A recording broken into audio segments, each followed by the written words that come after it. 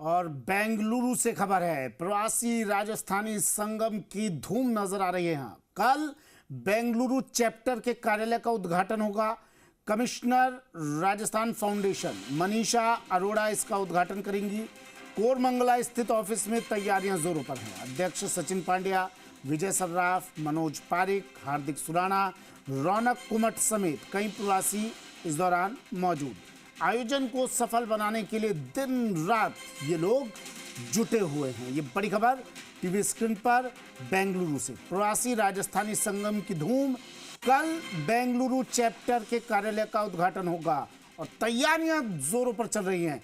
Commissioner Rajasthan foundation Manisha Arora इसका उद्घाटन करेंगी। कोरमंगला स्थित ऑफिस में तैयारियां जोरों पर चल रही हैं। आपको तस्वीरें भी दिखाएंगे, अभी सीधी तस्वीरें सीधा लिए चलेंगे आपको और ये तमाम तस्वीरें आपको दिखाएंगे। ये तस्वीरें देखिए, सीधी तस्वीरें हैं। तैयारियां जोरों पर हैं। अध्यक्ष सचिन पांड्या, विजय सराफ, मनोज पारिक, हार्दिक सुराणा, रौनक कुमट समेत कई प्रवासी इस दौरान मौजूद हैं। आयोजन को सफल बनाने के लिए दिन रात ये लोग जुटे हुए हैं और ये सीधी तस्वीरें इस वक्त बेंगलुरु से आप देख रहे हैं। प्रवासी राजस्थानी संगम की धूम बेंगलुरु में। कल बेंगलुरु चैप्टर के कार्यालय का उद्घाटन होगा और राजस्थान फाउंडेशन की कमिश्नर मनीषा अरोड़ा इसका उद्घाटन करेंगे और इसे लेकर तमाम तैयारियां पूरी कर ली गई हैं। बिल्कुल पूरे होने के कगार पर है। जोरों शोरों से तैयारियां चल रही है क्योंकि कल उद्घाटन है। मनीषा अरोड़ा राजस्थान फाउंडेशन की कमिश्नर इसका उद्घाटन करेंगी। कोरमंगला स्थित ऑफिस में तैयारियां चल रही हैं। बाबूलाल धायल मेरे सहयोगी हमारे साथ सीधा जुड़ गए हैं बेंगलुरु से। बाबूलाल, तैयारियां जरा दिखा दीजिए, किस तरह की तैयारियां जोरों पर? सबसे पहले तो मैं ऑफिस दिखा देता हूं राजस्थान फाउंडेशन के बेंगलोर चैप्टर का। आप देखिएगा बहुत लंबा चौड़ा ऑफिस है और कल जब इसका उद्घाटन होगा तो खुशी का ठिकाना नहीं रहेगा बेंगलोर वासियों में। वो प्रवासी जो बरसों से यहाँ पर रह रहे हैं और उनको एक अदद दफ्तर की ज़रूरत थी और राजस्थान की सरकार ने कोशिश की तमाम प्रवासियों को एक मंच पर लाने की और राजस्थान फाउंडेशन के काम को आगे बढ़ाया गया।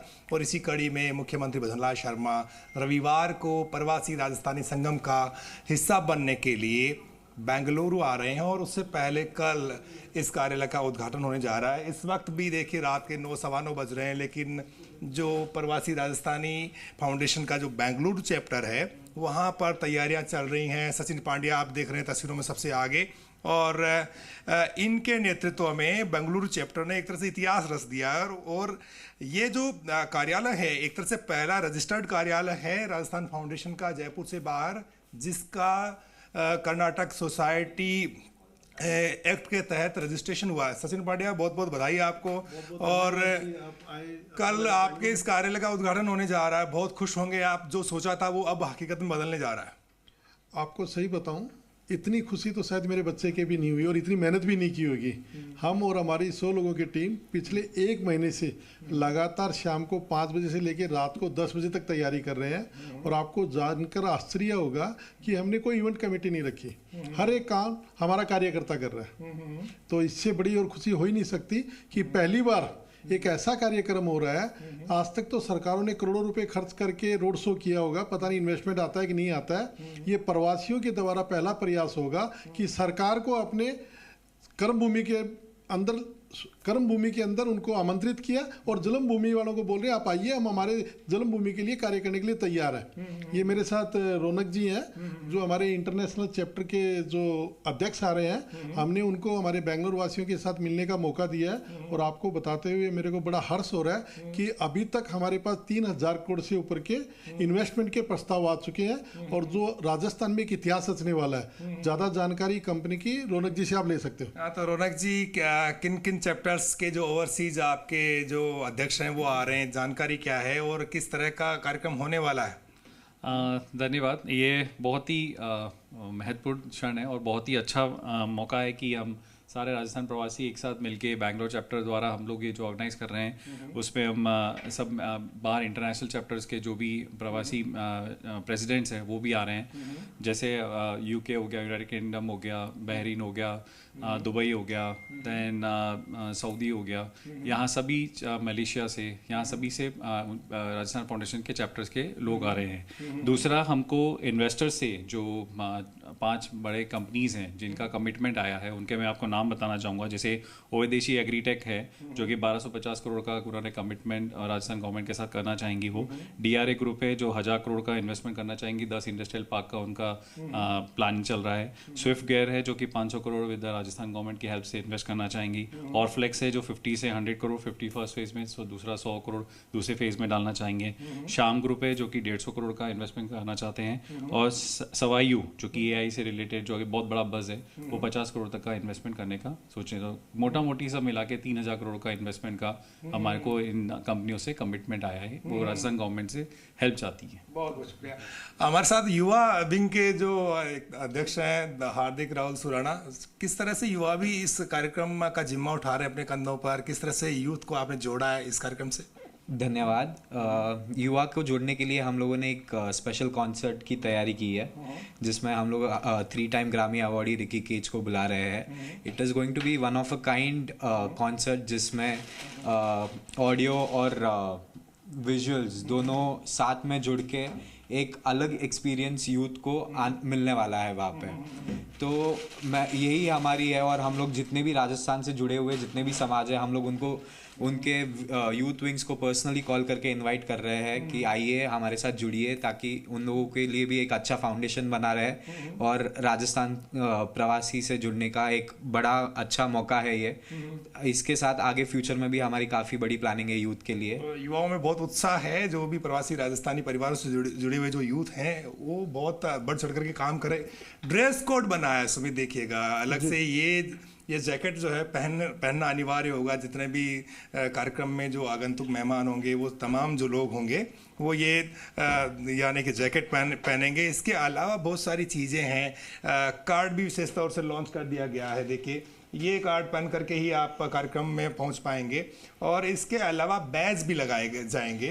तो बहुत सारी चीज़ें बहुत ही बेहतर तरीके से करने की कोशिश की गई है, बहुत खुशी होगी। तो ये बैज लगाएंगे जो भी आएंगे मेहमान उनके, आप नहीं मेरे लगा हुआ है जी।